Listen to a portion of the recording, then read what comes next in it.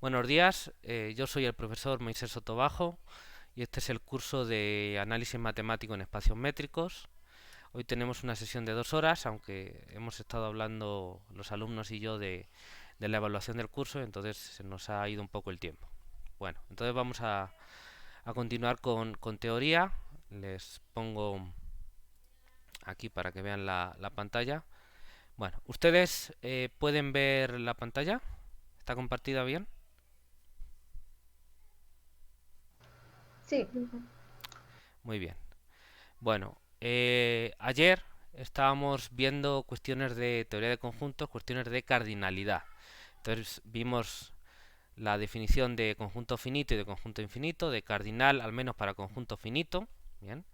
La noción de cardinal en general es más compleja, entonces ahora mismo no quiero entrar en esas junglas porque no me va a interesar. Bien, entonces cuando me refiero a cardinales, cardinal finito, el número de elementos, el número n de elementos que representamos con este símbolo y ya. Bueno, estuvimos hablando de conjuntos numerables, bien, que son básicamente los que tienen el mismo número de elementos que los números naturales. Bien, lo que pasa es que he dicho así es demasiado informal y entonces la definición es que exista una aplicación f de los naturales al conjunto A, que sea biyectiva. Bien, entonces es el conjunto numerable y el cardinal es Aleph sub 0. ¿Bien? En general, una aplicación f de NA, bien, sea biyectiva o no, eso da igual. Entonces, cualquier aplicación f de NA es una sucesión de elementos de A.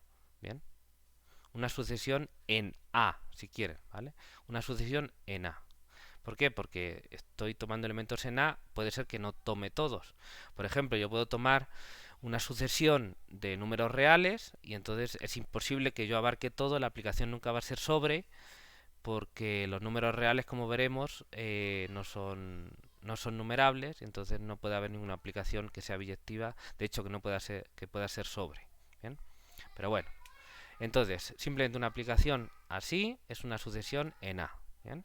Y estuvimos hablando aquí de la notación y estuvimos hablando de ordenaciones y de las diferencias. Bien, esto no tampoco le hagan mucho caso, no es tan necesario en lo que nosotros vamos a hablar. Bien. A veces uno considera ordenaciones para sumar series de términos que, en caso de series numéricas, pues es importante para series de términos que no tienen por qué ser de términos no negativos. ¿Bien? Y luego en otros contextos como, qué sé yo, como espacios de Banach, pues uno puede hablar de ordenaciones, distintas ordenaciones y sumar series y demás. Pero bueno, no nos vamos a ocupar nosotros de eso. Lo importante es que entiendan lo que estuvimos hablando, la diferencia entre conjunto numerable y sucesión que estuvimos discutiendo ayer. ¿Bien? Bueno, y acabamos con un ejemplo ejercicio que nos decía que todos estos conjuntos son numerables. Bien, entonces les pido que trabajen esos ejemplos. Bueno, pues ahora vamos a continuar. Entonces tengo que abrir este archivo. Bien. Supongo que no tienen ninguna pregunta. Bien. ¿Tienen alguna pregunta de lo que hablamos ayer? Que se les haya quedado en la recámara. Bien, ok. Bueno, pues continuamos. Vale, entonces todo esto es sobre conjuntos numerables. Entonces, definición. Bien. Si un conjunto no es numerable, bien, es decir, no existe una aplicación f de NA que sea biyectiva, eh, se dice que es no numerable. Bien.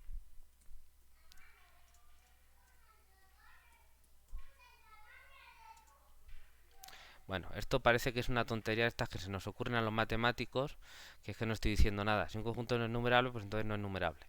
Bueno, sí, lo que realmente estoy diciendo es la notación o la terminología. Entonces, a esos conjuntos pues el complementario, entre comillas, mejor no hablo de complementario. Ya, tú agarras un conjunto y puede ser numerable o no. Si es numerable, le llamas numerable, y si no lo es, le llamas no numerable. Es el nombre que le ponemos y quedamos en eso, ¿vale? Nada más, es lo que quiere decir esa definición. Vale, vamos a poner un ejemplo.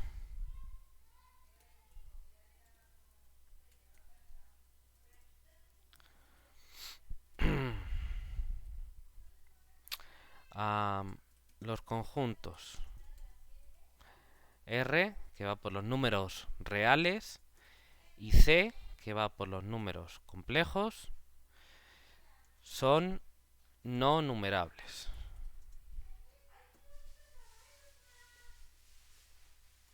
¿Bien? Entonces, los conjuntos de los números reales y números complejos son no numerables. ¿Bien? Y de hecho, en general, cualquier espacio vectorial de los que uno trabaja cuando es pequeño, ¿no? Un Rn o si quieren un Cn, que viene a ser lo mismo, viene a ser como un R2n. Todos esos son también no numerables. ¿Bien? Obviamente, eso es fácil pensarlo porque fíjense, em, los complejos, como saben ustedes, contienen a los reales. Entonces, si ya los reales son grandes, no son numerables, tienen más elementos, entre comillas, ¿no? que los naturales, pues los complejos que son todavía más grandes porque los incluyen, pues con mayor motivo. ¿Bien?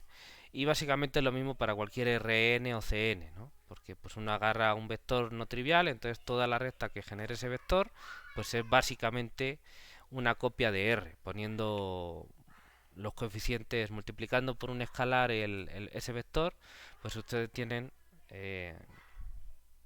mandan cada número real al correspondiente vector con ese coeficiente y básicamente es una copia, ¿no? Eso va a ser una aplicación biyectiva a esa recta que está generando. Y entonces, pues, y aparte de eso, pues luego hay muchos otros vectores en el Rn, entonces esto ya más grande. Entonces, básicamente les doy la idea de por qué todos esos espacios son no numerables. Bien. Otra cosa es por qué R es no numerable. Bien, eso es un detalle un poquito más fino. Entonces, básicamente ahí pueden utilizar el argumento clásico, que es el argumento diagonal de Cantor, ¿bien?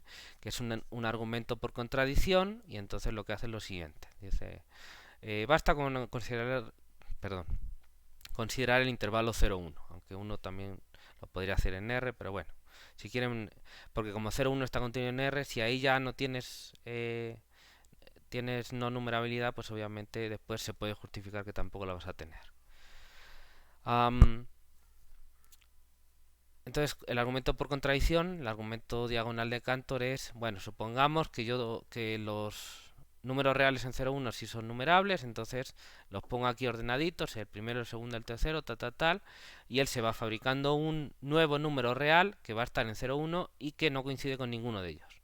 Conclusión, no eran todos. Es decir, contradices tu hipótesis de partida. Esa es básicamente la idea, el cómo se construye ese ejemplo. No es difícil, es un poquito latoso porque se basa en los desarrollos decimales. Entonces tú no, para hacerlo formalmente con cuidado, pues uno tiene que hablar un poquito de cómo entiende los desarrollos decimales de los números y demás, pero aclarado eso, pues el argumento es bien sencillito. Bien. Bueno, entonces estas son solo unas pinceladas. Les pido que vayan a las referencias de la bibliografía, por ejemplo a los libros de Kolmogorov y Fomin, para leer eso. Si no lo conocen, si lo conocen ya perfecto, aunque también no les está de más un vistacito. Y si no lo conocen, les pido por favor que ahí lo chequen y ya si tienen alguna duda, pues me pueden preguntar. Yo ahora no le quiero dedicar tiempo a eso en la clase porque si no, entonces ya no nos va a dar tiempo a hacer nada más después. Bien. Pero nada más, sí quería darles una pincelada. Entonces, por favor, chequenlo en las referencias. Y es algo que aparte de que todo matemático tiene que saber, yo creo, por cultura general, pues es importante que lo entiendan. ¿Bien? Entonces, tenemos aquí una diferencia fundamental, fíjense. Números naturales, enteros y racionales son numerables, son de alguna manera pequeñitos. ¿Bien? Porque son las cosas que nos pueden entrar en la cabeza. De hecho, en los racionales ya hay cosas ahí que, bueno, medio uno lo puede entender o no según se mire. Pero bueno, pensamos que son racionales, el nombre lo dice, entre comillas. Pero ya los números reales y los complejos, que es básicamente el plano, ya son otra cosa. Entonces son conjuntos no numerables y hay cosas ya bestiales que nos hacen explotar la cabeza, pero estamos obligados a convivir con ellos y es una cosa maravillosa que existan los números reales. Bien. Eh, es posible que se hayan dado cuenta en los cursos de cálculo infinitesimal que llevan antes en sus estudios, de la importancia de los números reales. O quizá no, quizá les haya pasado inadvertido. A lo mejor el profesor de cálculo lo intentó, pero se lo pusieron difícil ustedes. No se preocupen, es normal, a todos nos pasa. Bueno, pero ya a partir de este curso de análisis matemático en espacios métricos, se tienen que convencer, cuando hablemos de ciertas propiedades, en particular de la completitud, se tienen que convencer que la completitud es algo maravilloso y que por ese mismo motivo los números reales son algo maravilloso. Los racionales están muy bien, pero pues, de hecho en la vida cotidiana es con lo que tratamos, con los racionales y con ello vivimos, pero de manera abstracta para construir las matemáticas y todo lo maravilloso que tienen, necesitamos los números reales para hacer muchas cosas, que funcionen muchas cosas que tienen propiedades que queremos. Entonces todo eso, la esencia es la completitud. Entonces los números reales, como digo, son maravillosos y no deberían irse de este curso sin entender eso, ¿vale? Es uno de mis objetivos. ¿Ok? ¿Hay alguna pregunta sobre eso?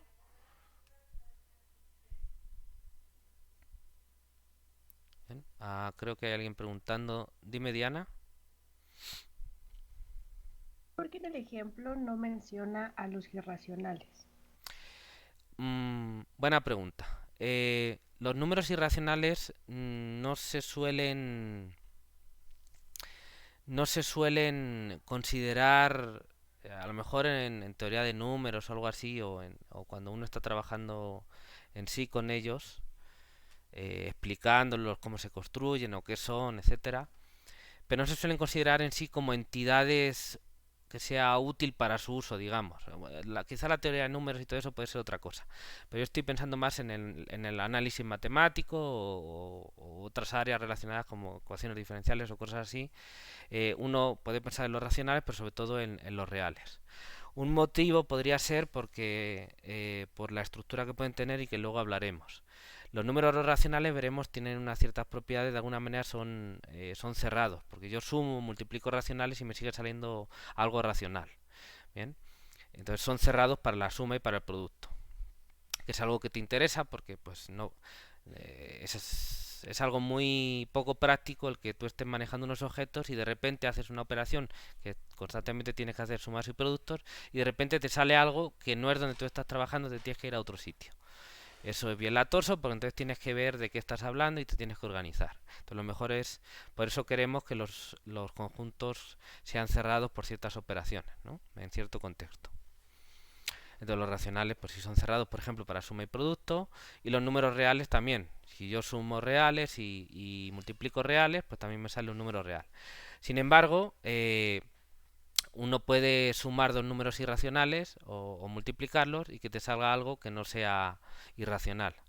Obviamente tiene que ser real, entonces lo que podría pasar es que fuera racional. Ejemplo tontísimo, qué sé yo, pues pi y uno menos pi, ¿no? Supongo que se podrán convencer que tanto pi como uno menos pi son números irracionales y si lo sumo me da uno que es racional. Entonces, oh vaya cosa. Quiere decir que si me digo, no, no, es que a mí me gustan mucho los irracionales, voy a trabajar en ellos. Pues mucho éxito, porque a poco que te empieces a sumar y multiplicar te vas a salir y no te va a bastar. ¿Bien? Ese quizás sería un motivo por el que no se habla tanto así como ente, como estructura que uno utiliza de los números irracionales, ¿no? Puede ser que haya otros motivos, pero ese motivo que es además práctico, yo creo también, aparte de teórico, creo que es suficiente ya para no considerarlo como a la misma altura, digamos, ¿no? Entonces sí, sabes que están ahí, porque cuando hablas de reales están ahí, pero no dices voy a trabajar en los irracionales, ¿no? Como digo, a lo mejor en teoría números sí, pero se están dedicando a otras cosas. Para lo que nosotros vamos a hacer de análisis matemático, no. No sé si eso responde a la pregunta. Sí, muchas gracias. Ok, a ver, te voy a apuntar, fue una pregunta interesante. Muy bien, Diana. Es Diana González, ¿qué más? Segura. Diana Seguro. Valeria González Segura. Ok, perfecto, muy bien, gracias. Ya con eso te tengo en cuenta. Muy bien, entonces los reales son maravillosos, repitan conmigo. Vamos a continuar. Vamos a poner una proposición. Bien, a ver si quieren me poner aquí el escritorio. Vamos a ver, aquí, proposición. Están viendo mi pantalla, ¿verdad?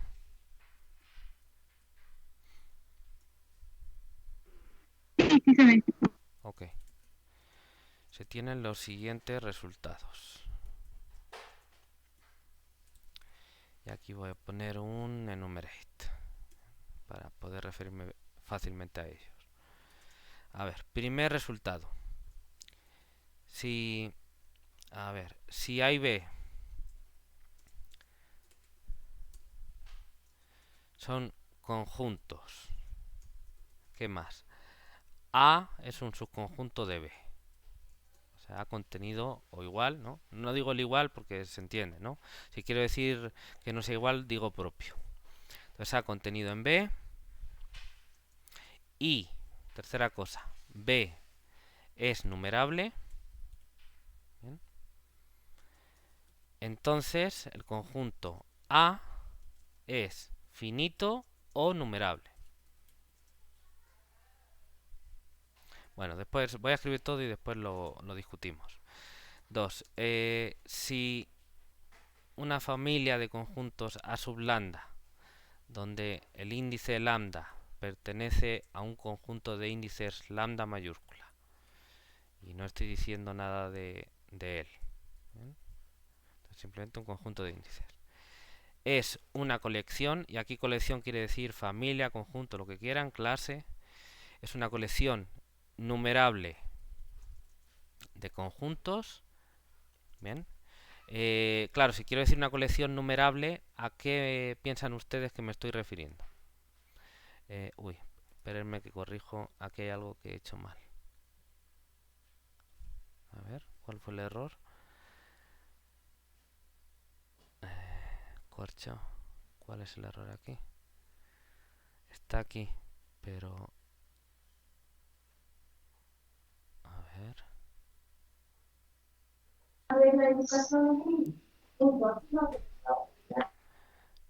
perdón, Brenda, no te escuché bien. ¿Puedes repetir? Es que creo que tiene en la indicación de on una como, se me fue, una comilla simple. No sé si ese sea el problema. No, ese es el acento. De hecho, si lo quito, me da el mismo error. No, el error está en la línea 546. Pero... En el tercer lambda le falta una B. Ah, gracias, Sí, es cierto. efectivamente. Buena vista. Muchas gracias.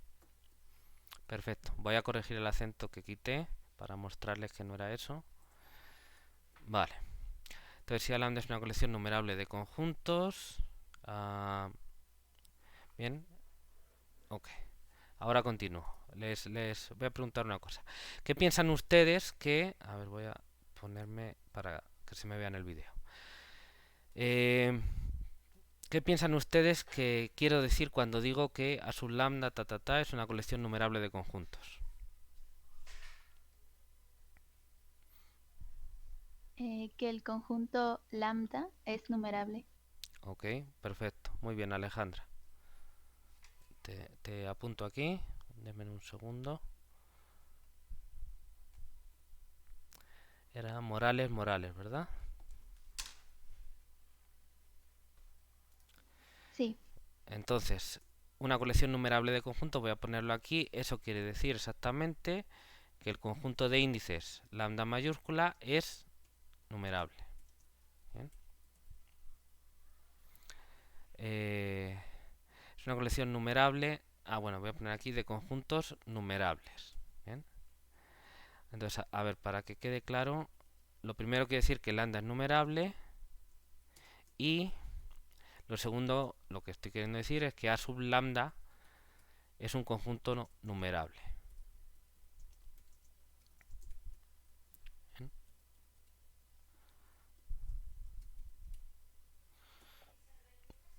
Bien, entonces quiero que entiendan bien la notación. Cuando digo es una colección numerable, estoy queriendo decir que tengo una cantidad numerable de ellos. Es decir, ¿cuántos tengo de ellos? Pues uno por cada elemento de lambda. Entonces lo que quiero decir es que lambda es un conjunto numerable. ¿Y una colección de qué? Pues de conjuntos numerables. Entonces lo que estoy queriendo decir es que cada A sub lambda es un conjunto numerable. Bien, todos. ¿Entendido?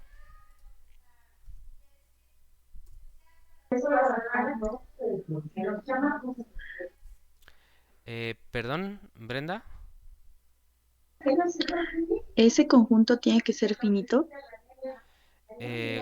¿Cuál conjunto? Ay, Aquí. ¿Cuál conjunto? en la colección de lambda, El la con- colección numerable. Ajá.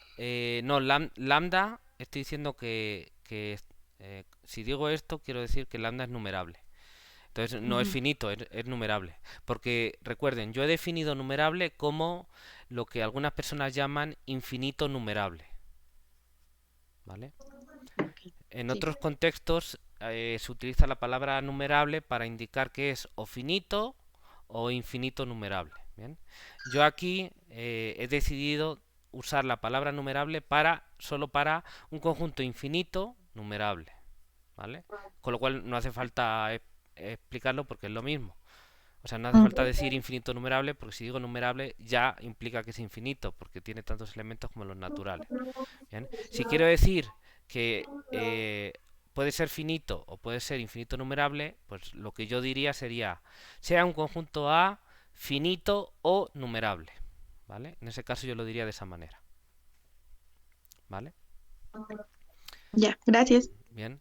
El resultado que voy a decir aquí, luego lo comento, valdría también para una familia finita, es decir, con lambda mayúscula finito, pero ese resultado sería obvio. Entonces, no lo... O bueno, luego si quieren lo comentamos. Bien, vamos a terminar. Bien, gracias por preguntar. ¿Qué más? Vale, entonces, la unión de todos ellos, que ya recuerden, la definimos, de los A sub lambda, es numerable. Obviamente es un conjunto, entonces es numerable. Y tercera propiedad o tercera afirmación de la proposición, todo conjunto infinito contiene un subconjunto numerable. ¿Bien? Incluso propio, pero bueno, así lo vamos a dejar. Bien, bueno, ahora explicamos la proposición. No la voy a demostrar, a lo mejor les doy alguna idea, pero no quiero demostrar esto porque si no se nos va el curso. Después demostraremos las cosas que nos interesan más en este curso. Entonces esto lo estoy haciendo un poco de manera introductoria. Bien, bueno, proposición. Afirmación 1. Si, uy, ese sí es con mayúscula.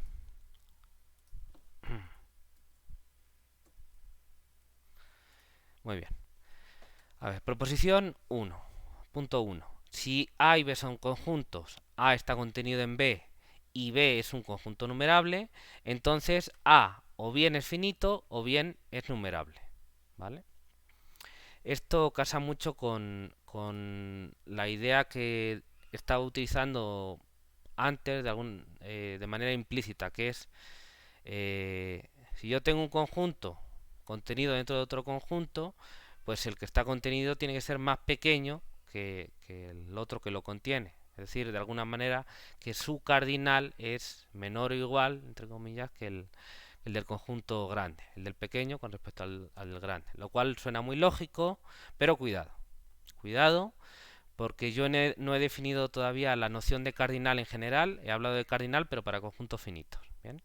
La noción de cardinal en general se puede introducir, pero es un poco latoso, hay que tener cuidado y no es tan risueña como podría parecer de manera si uno hace teoría de conjuntos de manera ingenua, ¿no? Entonces un conjunto pequeño y el otro es más grande, entonces el cardinal no sé qué, cuidado con esas afirmaciones porque hay que demostrarles y para eso hay que tener la definición precisa y son un poco más latosas de lo que pudiera parecer, ¿bien? muchas de las cosas que uno tiene la intuición de que deberían ser ciertas, pues al final lo son, con las definiciones precisas y demás. Pero bueno, no quiero meterme en eso. De todas maneras, lo que voy a necesitar para el curso es que manejen bien la noción de conjunto numerable y las sucesiones y demás, y luego saber que los números reales y todos los derivados a partir de ellos son no numerables y tienen el cardinal del continuo, que luego veremos. Bien.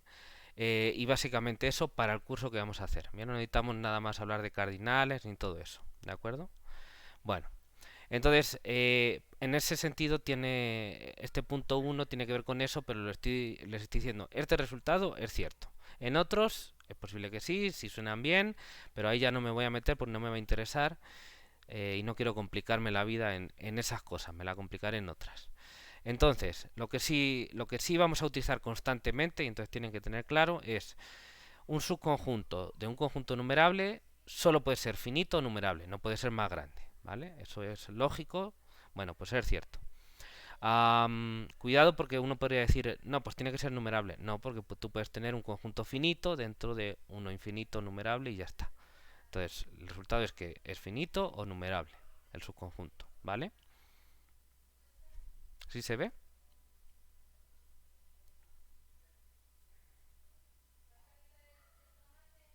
Ok. Bueno, Sí, profe. vale. Obviamente la versión finita de esta afirmación pues es obviamente cierta, que es si yo tengo un subconjunto de un conjunto finito, pues obviamente el subconjunto también tiene que ser finito. No puede ser de otra manera, ¿vale? Eso es obvio. Segunda, si yo tengo una familia numerable de conjuntos numerables, entonces la unión es numerable, ¿vale? ¿Sí se entiende? Este es un resultado que vamos a utilizar varias veces durante el curso, entonces conviene que lo recuerden y por eso lo estoy afirmando aquí, porque lo vamos a utilizar casi directamente ya sin dar más explicaciones. Ya se vio aquí y ya, ¿vale? ¿Tiene alguien alguna duda sobre esa afirmación? ¿Sobre qué significa? ¿Por qué los enteros se consideran que es la unión? Yo sé que es la unión de los naturales y no me acuerdo de los otros. Y leí en un libro en donde decía que era la unión de otros tres conjuntos numerables. ¿Los enteros? Sí, los enteros. Ajá. Em, la verdad, con la información que me dan no te puedo decir nada más. Porque tú fíjate que los enteros pueden ser la unión de tres conjuntos numerables, de muchas ternas de conjuntos numerables o pares. Los enteros son los pares con los impares o son, qué sé yo, los impares y luego los múltiplos de 2, perdón, los múltiplos de 4 y los múltiplos los números que al dividir entre 4 te sale el resto 2, lo puedes poner de muchas formas distintas, las que quieras. Os pueden ser los enteros positivos, es decir, los naturales, los enteros negativos y el cero también, aunque el tercer conjunto ya no sería numerable. Lo puedes dividir de muchas formas. Entonces, lo que tú me estás diciendo depende del contexto donde lo leyeras.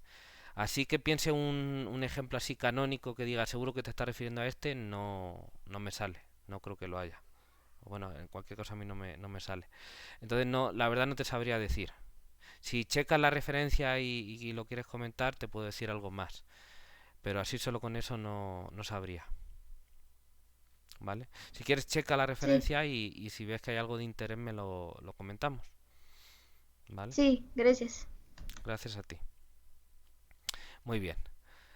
Entonces, como digo, este resultado 2, bueno, todos estos tres, pero en particular este lo vamos a utilizar varias veces en el curso, entonces entiéndanlo bien. Y la tercera es todo conjunto infinito contiene un subconjunto numerable. ¿Bien?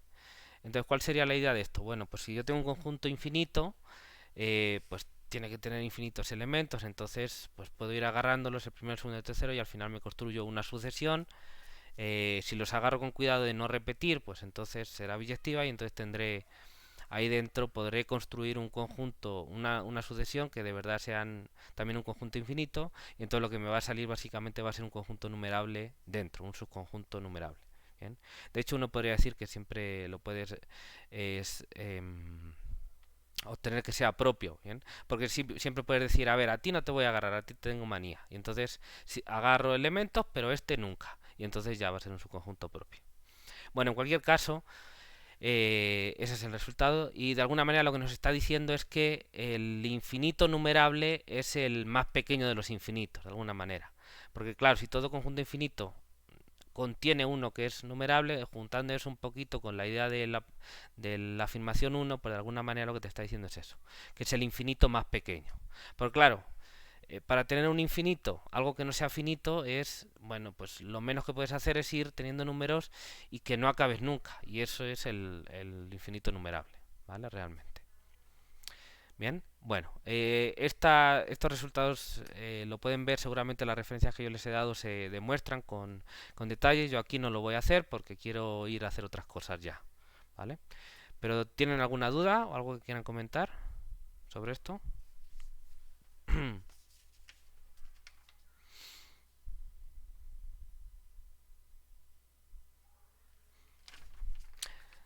Bueno, sobre el apartado 2, nada más comentarles que también se puede hacer algo parecido para demostrarlo. Les invito, si no lo han hecho, les invito a que traten de demostrarlo por ustedes mismos. Pueden hacer algo parecido al argumento diagonal de Cantor, ¿bien? Porque de alguna manera uno puede pensar, bueno, tengo una colección numerable de conjuntos numerables, entonces los pongo, por ejemplo, por filas. Entonces el A1 lo voy poniendo así una fila infinita, ¿bien? Empieza en 1 y así hasta sin acabar. El A2 lo pongo aquí en la segunda fila, y entonces así tengo una especie de matriz infinita donde tengo una esquina superior izquierda, pero tanto a la derecha como hacia abajo no acaba nunca. Y entonces puedo hacer una especie de argumento diagonal de Cantor de que voy rellenando así, hago ta, ta, ta, ta, ta, ta, ta, ta, ta, ta, ta, así voy rellenando como por diagonales, que básicamente es la idea del argumento diagonal de Cantor.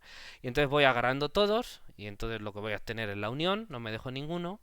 Y obviamente va a ser un conjunto numerable, porque los voy a ir agarrando de uno en uno, así en línea ordenaditos, me va a salir numerable. Básicamente esa es la idea. Les invito a que traten de pensarlo y o leerlo en las referencias, ¿bien? Una cosa que no les comenté el otro día sobre buscar en los libros, ¿no?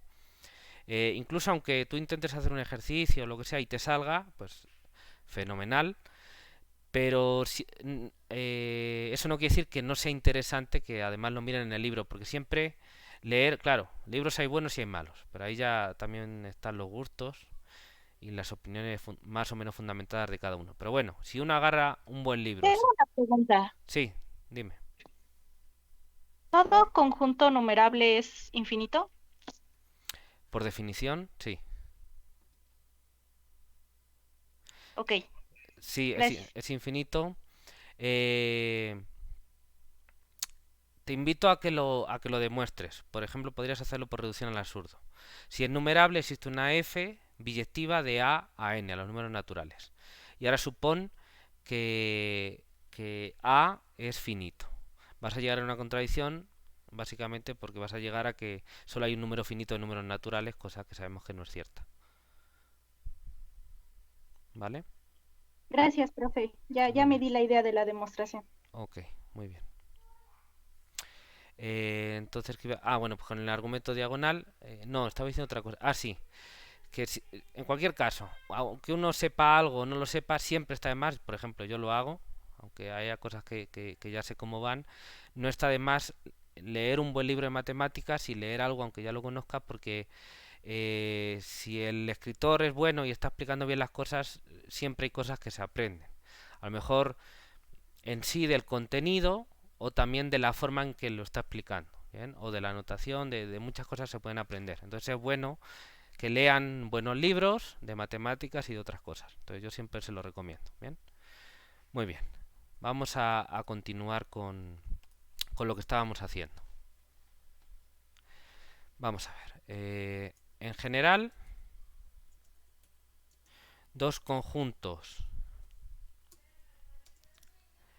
A y B se dicen equivalentes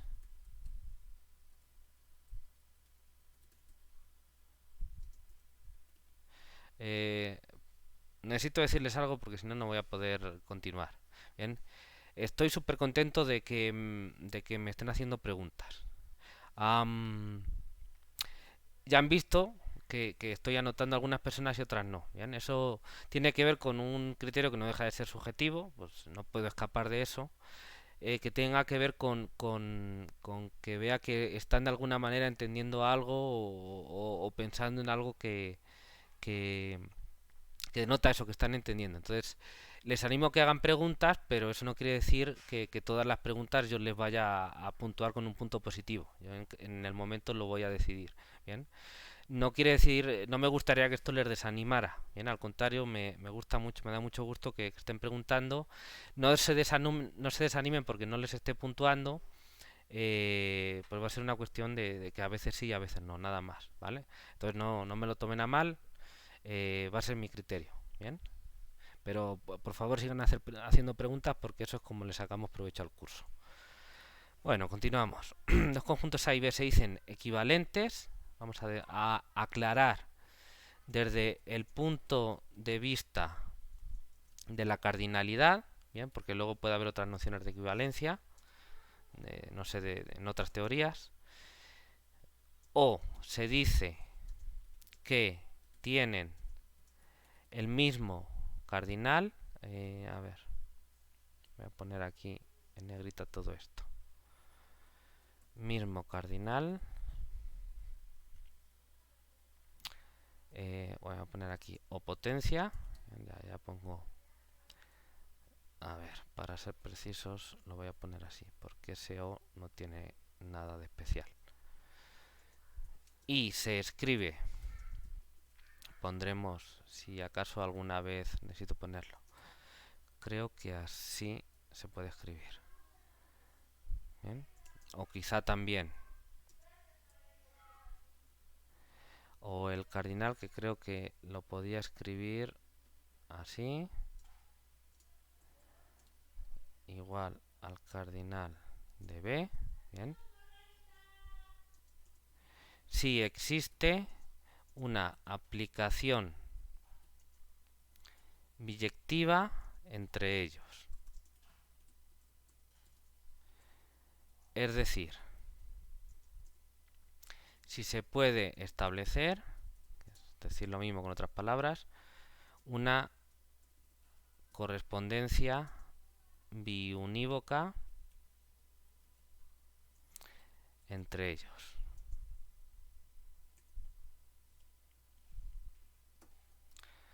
Bien, a ver, esto es lo que hemos estado escribiendo. Entonces, dados dos conjuntos estos se dicen equivalentes, A y B son equivalentes, o que tienen el mismo cardinal, o que tienen la misma potencia, o A equivale a B. No era esto lo que yo quería poner. Déjenme cambiar el símbolo, quizá el que me sirva sea este. Vamos a probar. Perfecto, sí, ese es el que quería. Bien, o cardinal de A igual a cardinal de B, si existe una aplicación biyectiva entre ellos, o sea, una F o G o Phi, como la quieran llamar, de A a B que sea biyectiva. Entonces, es decir, que sea una correspondencia biunívoca. Bien, cuidado con esto de aquí, de cardinal de A igual a cardinal de B. Luego, si uno hace teoría de conjuntos en serio, puede hacer cosas como cardinal de A igual a cardinal de B, o cardinal de A menor o menor o igual que cardinal de B, etcétera. Yo no me quiero meter en esos berenjenales porque no quiero hablar de cardinales, lo imprescindible que necesiten. Entonces, como quiero hablar ahora del continuo y demás, les estoy dando estas nociones, pero no quiero ir más allá. Entonces, pues simplemente decir lo que me interesa de aquí es que los conjuntos A y B son equivalentes, es decir, de alguna manera tienen el mismo número de elementos, eso entre comillas, el mismo número de elementos. Bien, si hay una biyección, una aplicación biyectiva entre ellos, ¿vale? Entonces, pero no voy a usar esto de los cardinales demasiado, más allá que como abreviatura de otra cosa. Es decir, a lo mejor pongo cardinal de A igual a n para no tener que escribir el conjunto A tiene n elementos, que es más largo, o algo así. Más allá de eso no quiero usar esa notación porque realmente no estoy haciendo uso de una teoría que no estoy desarrollando o no estoy citando con la profundidad suficiente porque no me interesa aquí. Entonces, nada más las pinceladas que doy, que es lo que vamos a necesitar para el curso. ¿Vale? ¿Sí se ve?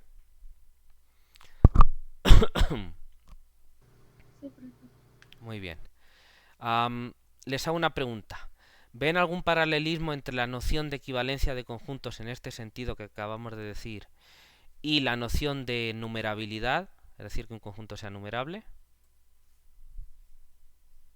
Sí, pues que todo conjunto que es numerable, entonces es equivalente a los naturales. Perfecto, muy bien. Andrea Cordero, te apunto aquí, ¿vale? Muy bien. Entonces ahí tienen un ejemplo de equivalencia. Cordero Medel. Un ejemplo de equivalencia.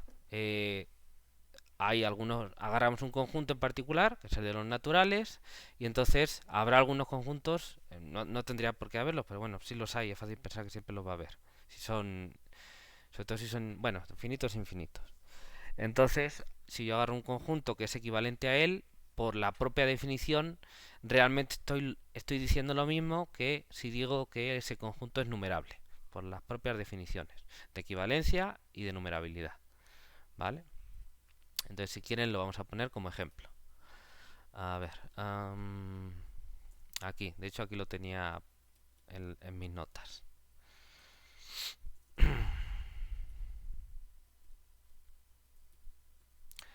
A ver, bueno, primero vamos a considerar el caso finito como ejemplo y después el caso de numerabilidad, ¿vale?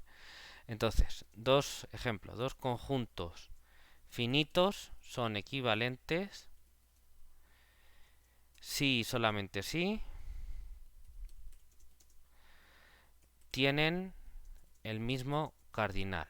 Bien, y aquí cardinal quiere decir, porque es el único caso en el que lo estoy usando realmente,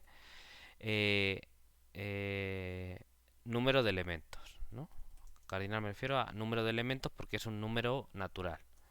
No es ni al sub 0 ni otras cosas raras. Número de elementos. ¿Bien? Entonces esto se entiende perfectamente y aquí no hay nada que explicar. El ejemplo con numerabilidad que estábamos diciendo.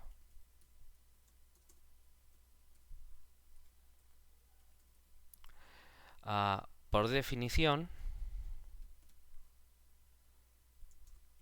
un conjunto numerable es equivalente. De hecho, voy a escribirlo de otra forma.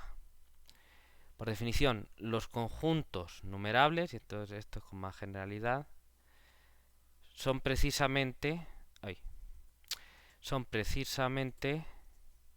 los conjuntos equivalentes a los números naturales. Voy a ponerlo así con letras.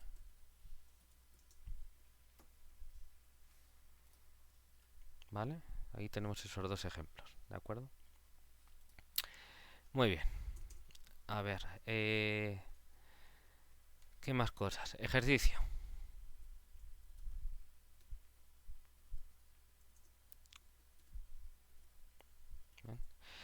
Bueno, por si nadie me ha preguntado, pero bueno, para aclarar.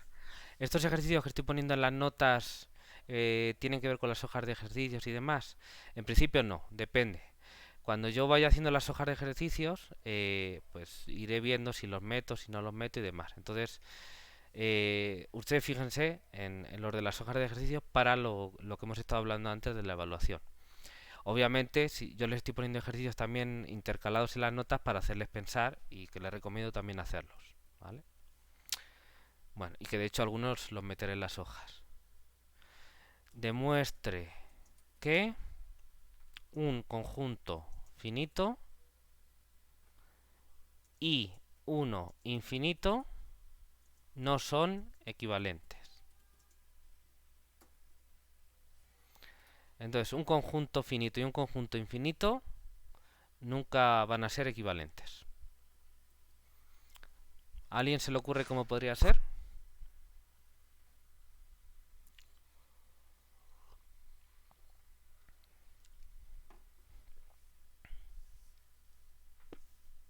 Bueno, Por pues contradicción, perdón. sí, tenemos, sí, por contradicción. ¿Eres Sí, tenemos, Sayan? ujú, Ok. sí, sí, suponemos que que sí son equivalentes, debe existir una función biyectiva del conjunto finito al infinito. Lo pongo así porque esta función, bueno, para ver la contradicción, principalmente no va a ser sobreyectiva, porque en el momento en el que nosotros hagamos, digamos que sí es inyectiva, pero tomando como dominio el conjunto finito Ujú. y dominio el infinito. Entonces, al aplicar la función, sí va a ser inyectiva, pero en el momento en el que queramos regresar la función, agarrar los elementos de codominio, ya es la cardinalidad es más grande. Ahí habría a un elemento del dominio le corresponderían dos o más del codominio y contradeciría la definición de función. A ver si me aclaro. A ver, la aplicación la tomas del finito al infinito, ¿no? Sí, Vale, y supones que es biyectiva.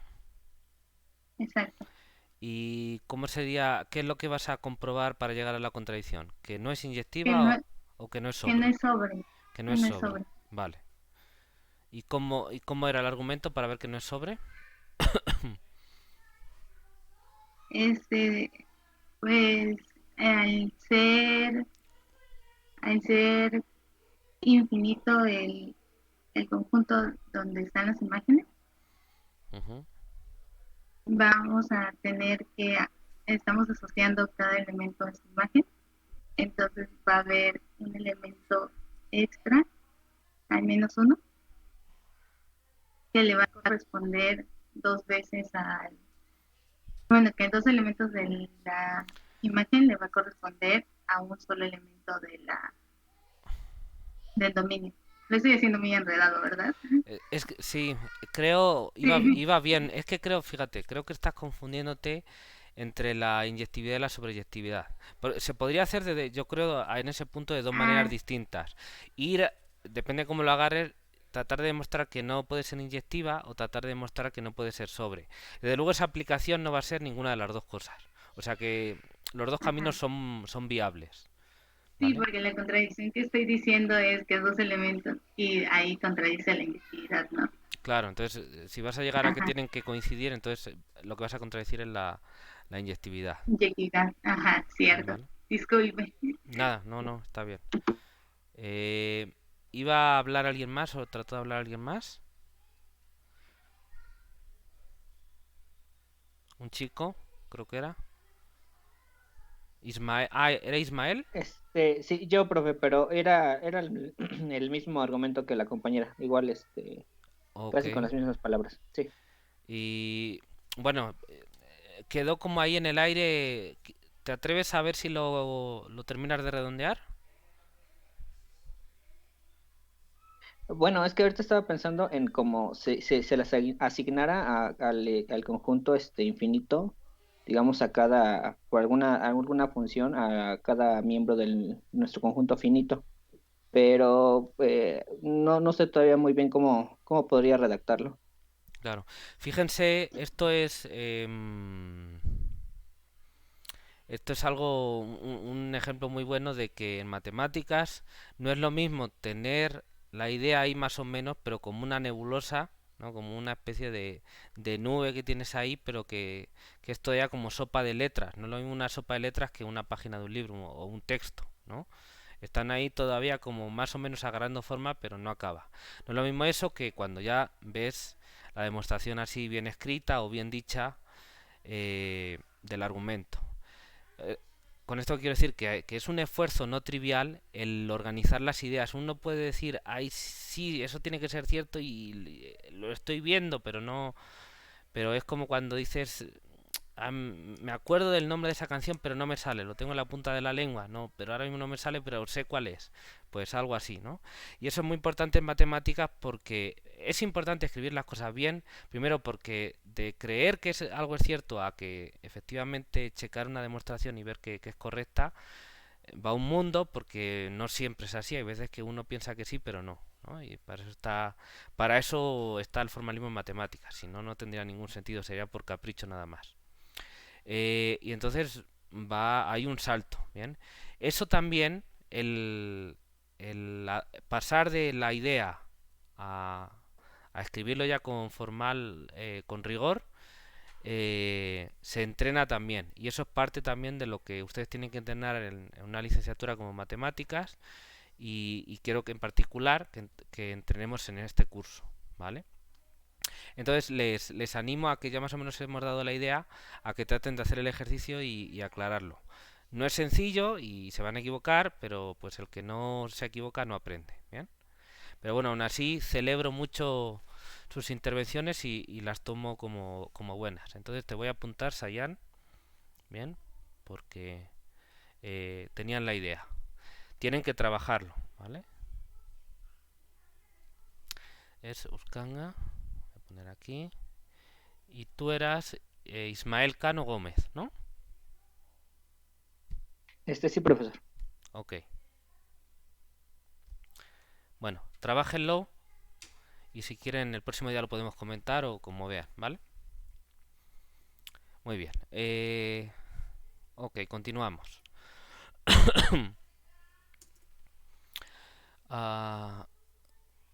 Otro ejercicio.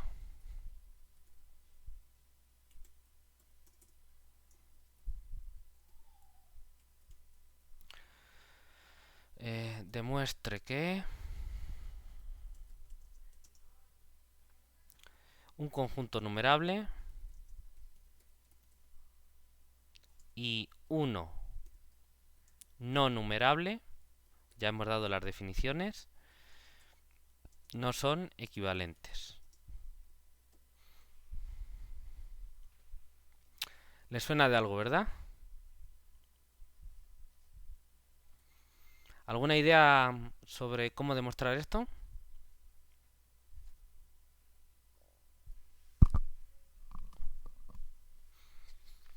Parece lo mismo, ¿verdad?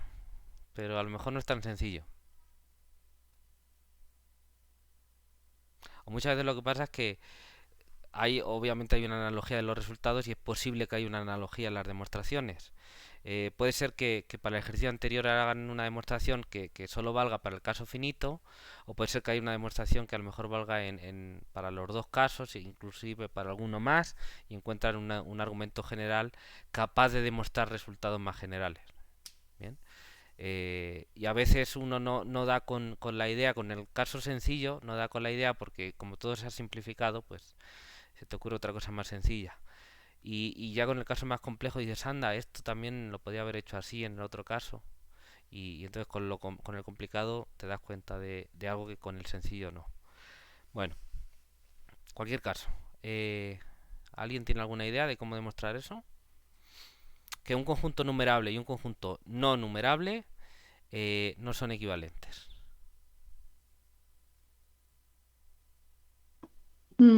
¿Puedo intentarlo? Sí, eres Brenda, ¿no? Sí. Ok, Mm, adelante.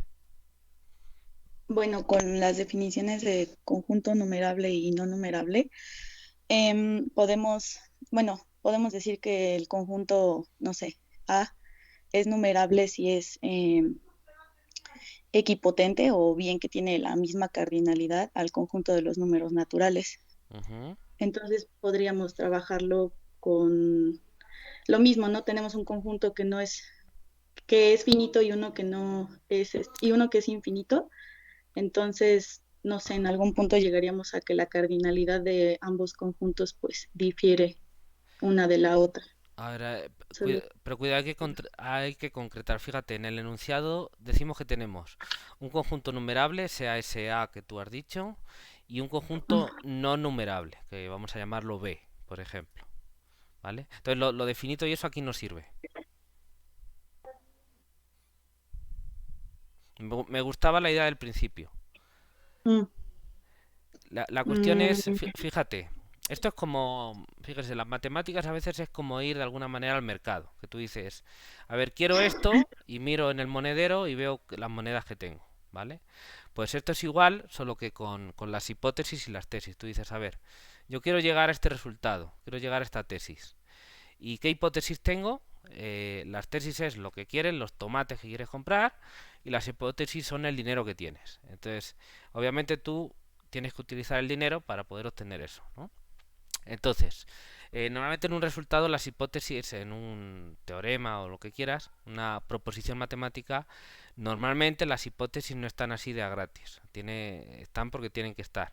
Y cuando se pueden quitar, pues es un resultado fabuloso, pero normalmente o es algo trivial que no te habías dado cuenta, o es un teoremazo porque estás diciendo que algo no hace falta. Y es un resultado difícil de conseguir e importante. Bueno, pero entonces, por lo general, y sobre todo en clases de matemáticas donde yo les estoy poniendo el resultado ya pulidito, ¿bien? No les estoy poniendo las hipótesis así gratis, ¿vale? Entonces, hay que utilizar las hipótesis, porque las vas a necesitar. Entonces, tenemos dos conjuntos, uno es numerable. ¿Estás usando que es numerable? Sí, porque estás diciendo, bueno, si es numerable, quiere decir que es equipotente a los naturales, lo cual quiere decir realmente, así para que podamos utilizar, que existe una aplicación biyectiva de los naturales a A. Vale. Y ahora tengo el otro conjunto B, que es no numerable. Pero ese dinero no lo has usado, entonces no te alcanza. Necesitas utilizar esa hipótesis. ¿Cómo utilizarías tú la hipótesis de que el conjunto B no es numerable?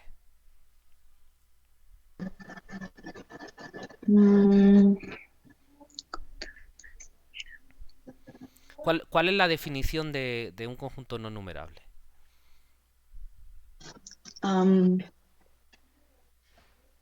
Vamos a recuperarla, mira. La tenemos aquí. Aquí está. ¿Vale? Es sencilla, quiere decir que no es un conjunto numerable. Entonces, es una definición por negación, digamos. Lo que estamos diciendo es que no es numerable, ¿vale? Entonces, utilizar una afirmación por negación está complicado porque la definición de numerabilidad es existe una aplicación tal. Entonces, la definición de conjunto no numerable es no existe tal cosa. Entonces, está en chino utilizar directamente que algo no existe. Porque ¿cómo utilizas algo que no existe? ¿Bien? Pero para eso embona muy bien con las pruebas por contradicción. Porque si tú llegases a demostrar que existe algo que tú sabes que no existe, fin. ¿Vale? Creo que ya he dicho todas las palabras que tenía que decir. ¿Te atreves? A ver, espere, lo pienso tantito. Ok. Te damos un tiempo. ¿Alguien quiere comentar algo sobre lo que estábamos hablando?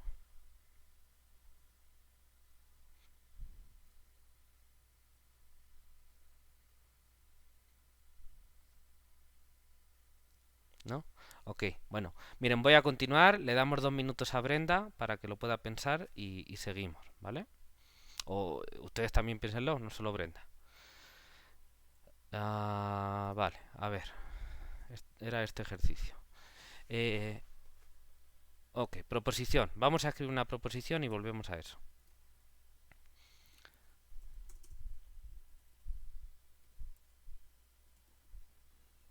¿Se cortó? Ah, está bien. Proposición. Un conjunto es infinito si y solamente si es equivalente a algún subconjunto propio suyo. Ok, y esto lo vamos a dejar así sin demostrar, aunque lo podemos comentar. Bien, entonces, proposición. Perdón. Un conjunto es infinito si ya recuerden que hemos definido infinito como no finito. Un conjunto es infinito si solamente si es equivalente, es decir, tiene el mismo cardinal, a algún subconjunto propio suyo. Subconjunto propio quiere decir un subconjunto que no es igual a él, un pedacito, ¿vale? Fíjense que este resultado, a ver, ¿qué pasa para conjuntos finitos? Porque un conjunto infinito quiere decir que no es finito. Para los conjuntos finitos, esto obviamente no es cierto. Porque si yo agarro un conjunto finito y me quedo con un subconjunto propio, le estoy quitando algún elemento. Entonces, si tenía n elementos y le estoy quitando m, pues ahora tengo n menos m, no pueden ser equivalentes. Porque uno tiene n y otro tiene n menos m, con m positivo. ¿Bien? Entonces no puede ser. Entonces lo que estamos diciendo es que los conjuntos infinitos si les pasa esto, y entonces es una caracterización de los conjuntos infinitos. Son los que son equivalentes a algún subconjunto propio suyo. Bien. Este resultado no es tan sencillo así como parece, hay que trabajarlo un poquito más, pero la conclusión yo creo que se puede entender, porque la idea es que cuando tienes un conjunto infinito, piensen que pasaba con los números naturales y los números naturales más el cero. Uno podía hacer una biyección de manera muy sencilla. ¿Por qué? Porque si en lugar de empezar en 1 empiezo en 0, pues el 1 le mando al 0, el 2 al 1, el 3 al 2, etcétera, y ya acabé, ¿no? Entonces, digamos que añadir o quitar un elemento para los conjuntos infinitos, pues no cambia la cardinalidad, básicamente tienen lo mismo, ¿no? Entonces, de alguna manera eso tiene que ver con esta proposición, ¿vale? Bueno, esta es una caracterización. Hay gente que toma esto como definición de conjunto infinito. Como quieran, da lo mismo. Para mí lo más natural es decir que infinito es no finito y ya está. Y esto es una de las propiedades que cumplen los conjuntos infinitos y que no cumplen los conjuntos finitos. Por eso es una caracterización. ¿Vale? ¿Alguna pregunta sobre eso? ¿No? Bueno. Ok, vale, volvemos con lo de antes. El ejercicio era, demuestre que un conjunto numerable y uno no numerable no son equivalentes. Entonces, Brenda andaba sobre la pista de la demostración, pero necesitaba tiempo. ¿Cómo? Ya se acabó el tiempo, Brenda. ¿Qué nos puedes decir? Ok, comentó que la definición de que no sea numerable es tal cual que no existe, o sea, no es numerable. Y lo hacemos por contradicción, suponemos que lo es. Entonces, Cuidado, ¿qué es lo que supones? Porque fíjate, que es numerable. lo que quieres demostrar... No, pero esa es tu hipótesis. Fíjate, la demostración por contradicción es suponer las hipótesis y suponer lo contrario de la tesis. Y entonces llegas a un absurdo. ¿Vale? Entonces, aquí las hipótesis son que tienes un conjunto numerable y que tienes un conjunto no numerable. Y la tesis es que son equivalentes. Entonces que no son equivalentes. Entonces lo que tú tienes que suponer es negar que no son equivalentes, es decir, suponer que son equivalentes. ¿Sí lo ves? Sí, lo veo. Disculpe, sí. Vale. Ok, entonces, ¿cómo podrías acabar la demostración por contradicción?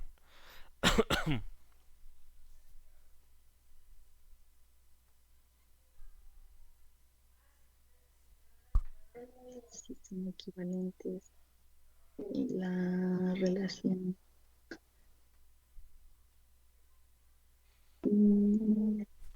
Claro, fíjate, ¿qué quiere decir que sean equivalentes? Quiere decir que existe una aplicación biyectiva entre ellos. Trabaja con esas aplicaciones, a ver. O quizá alguien pueda ayudar a Brenda. No, tienen que ser solidarios. Sí, yo tengo una idea más o menos. Ok, Adriana. Entonces, sí, cuando se dice por contradicción, vamos a suponer que sí son equivalentes dichos conjuntos de los que estamos hablando. Entonces, al suponer que sí son equivalentes, estaríamos diciendo que hay una aplicación biyectiva entre ellos, pero uno de ellos es numerable. Entonces, ese, digamos, existe una aplicación biyectiva a los números naturales. Como hay una aplicación biyectiva entre los números naturales, entre ese conjunto y el otro conjunto que no es numerable, estaríamos diciendo que el no numerable... Adriana, vamos a ponerle el nombre... Adriana, perdona. Sí. Vamos a ponerle el nombre para no liarnos. Entonces, el numerable es A y el no numerable es B, ¿vale? Ok. Continúa. Bien. Estaríamos diciendo que existe una aplicación biyectiva entre A y B. Ahora, también hay una aplicación biyectiva entre A y N. Al haber esas dos aplicaciones biyectivas, estaríamos llegando a que B, el conjunto no numerable, tiene una aplicación biyectiva, puede llegar hasta los naturales y regresar, si lo vemos así gráficamente más o menos. Entonces existiría una aplicación biyectiva entre B y los naturales, y entonces B ya no sería numerable porque cumpliría con la definición de numerable.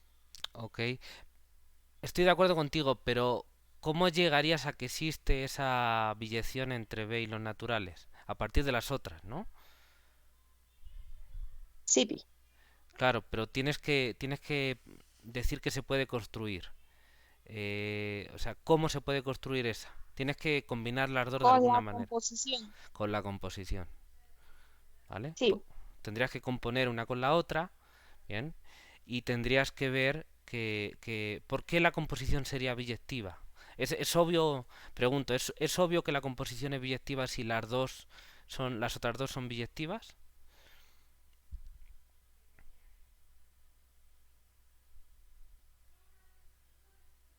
Es que estoy tratando de acordar de la definición de bien para que la Sí. composición sea biyectiva. A ver, Y no me acuerdo así. ¿qué Bien definición, la definición. qué definición necesitas? Para ver que la composición sirva y sea biyectiva. Ok. Bueno, vamos a hacer una cosa. Estoy muy contento con ustedes. Les propongo una cosa ya para cerrarlo. Brenda y Adriana, si se ponen de acuerdo ustedes y terminan de escribir la demostración y me la envían, les pongo un punto a las dos. ¿Les parece? Ok, sale, vale. Bien, entonces Sí, profe. lo acaban de pensar con todo lo que hemos dicho, lo escriben y me lo mandan por correo y yo les pongo un punto, ¿de acuerdo?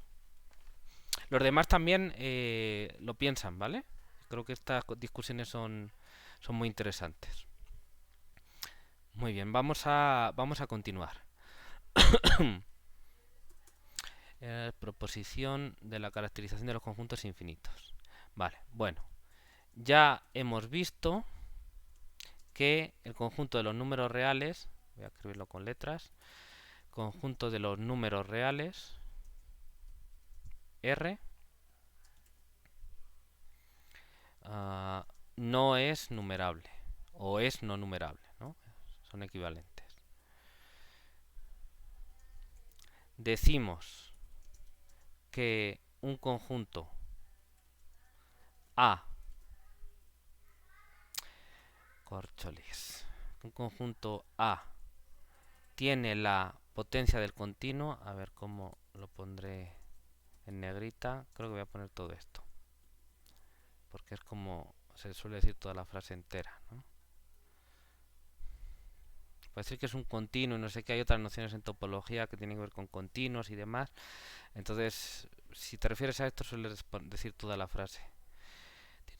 Tiene la potencia del continuo, o tiene cardinal continuo, también se puede decir así. Un poco más chabacano, pero se entiende. Y escribimos, y ya digo que esto quizá lo escribe alguna vez o quizá no. Pero bueno, para que vean, y voy a poner aquí una letra C caligráfica para indicar el continuo, que igual que la lef sub 0, pues lo más probable es que casi nunca la vaya a usar, ¿no? Pero bueno, hay veces que la gente, sobre todo si se dedica a estos menesteres, lo denota así para agilizar la escritura. Lo importante es el concepto, y eso es si A es equivalente a R. Ya he dicho que eran los números reales, entonces ya no lo repito.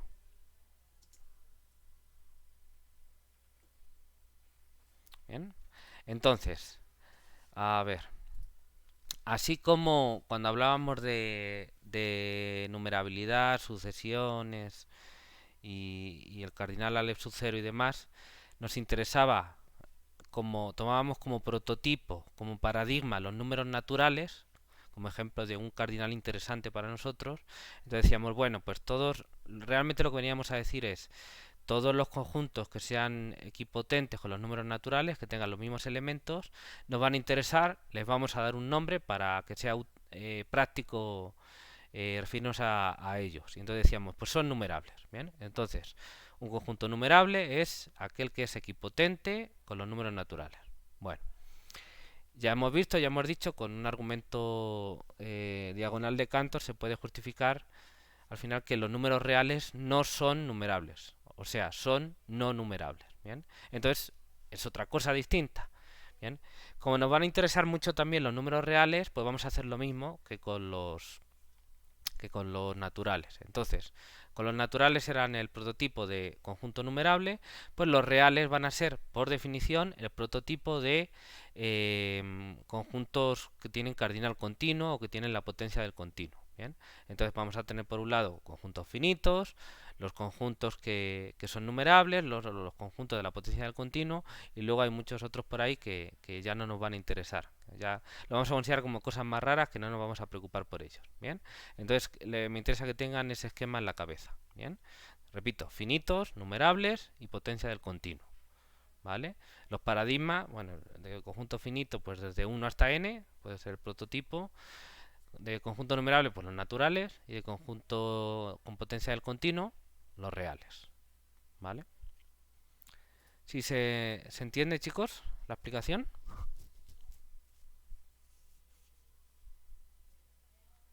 Sí, profe. Ok, muy bien. Bueno, pues esto es una definición. Por cierto, comentarios. En esta sección 1.1, como es un poco así, entre comillas, informal, lo que estamos viendo de teoría de conjuntos y demás, no es tan riguroso, para no meternos en esas aguas, no estoy poniendo definición y demás. A partir de ahí, en el resto del curso sí lo voy a poner, y como cualquier otro curso de matemáticas. Entonces esa licencia solo me la estoy permitiendo en esta sección 1.1. Bien. Vale, muy bien. Pues ponemos un ejemplo y yo creo que vamos a ir acabando con esto.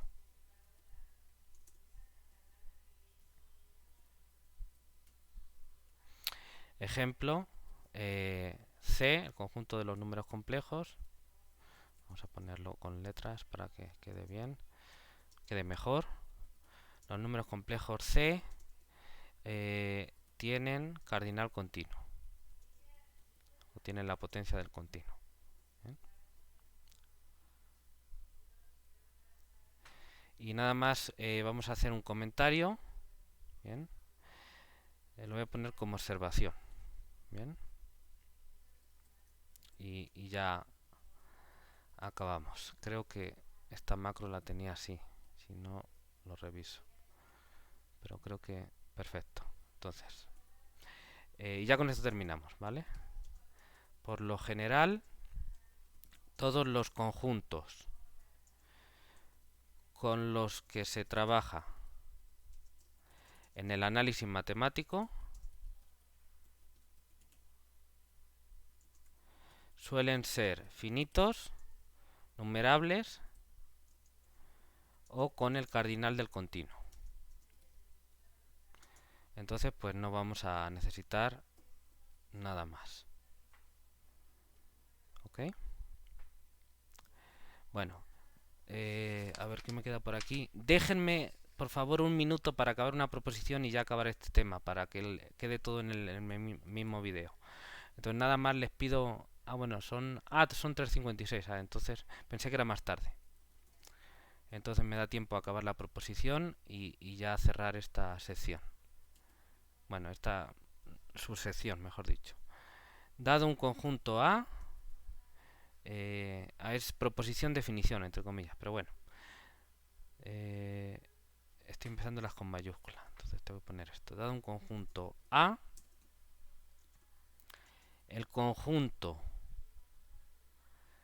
cuyos elementos son los subconjuntos de A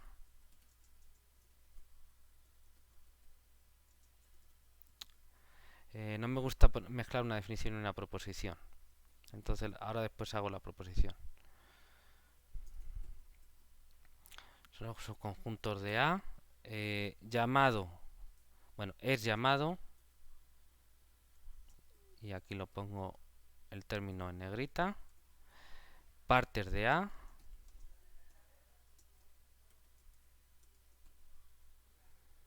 y denotado, y es denotado Entonces vamos a poner aquí una P caligráfica en el argumento el conjunto A. Bien. Y ahora sí vamos a poner la proposición. Dado un conjunto A, partes de A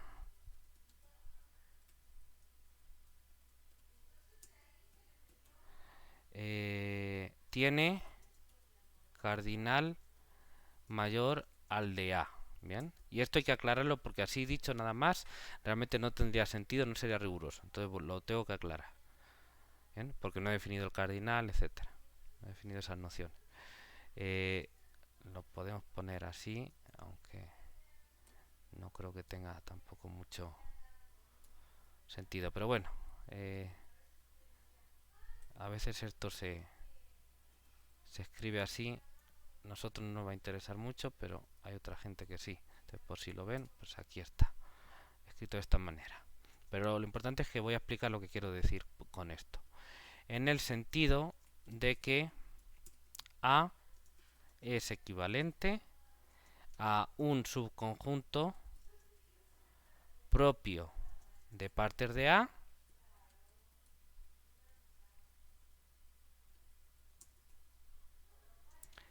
pero no ocurre así al contrario. Bien. O si quieren, vamos a poner así, o equivalentemente, A y partes de A no son equivalentes. ¿Vale? También es otra una condición equivalente a lo que estoy diciendo en este contexto. Partes de A no son equivalentes. Esto por supuesto no lo vamos a demostrar. Lo pueden buscar en los libros de la bibliografía. Ok, entonces tenemos esa proposición. El conjunto partes de A es el conjunto cuyos elementos son subconjuntos de A. ¿Vale? Ejemplo, si A es el 1, 2, bien, pues el conjunto partes de A es el vacío, el 1, el 2 y el 1 y el 2. Bien. ¿Sí se ve? Sí, profe. Bien. Si quieren luego a lo mejor les pongo ahí algunos ejemplos. Pero bueno, y si no en las referencias seguro que también tienen algunos ejemplos. Bueno, pues con esto creo que terminamos por hoy. Ya son las 4, ¿tienen alguna pregunta? No, profe, muchas gracias. A ustedes, me da mucho gusto, me hace muy feliz que estén participando de esta manera. Muy bien, bueno, pues entonces aquí lo dejamos. Que tengan buen fin de semana. Nos vemos el martes. Les recuerdo a Adriana y a Brenda que tenemos un negocio pendiente, ¿vale? Claro, sí, profe. Muy bien. Hasta luego, gracias. Hasta luego. Hasta luego, gracias. Hasta luego, gracias.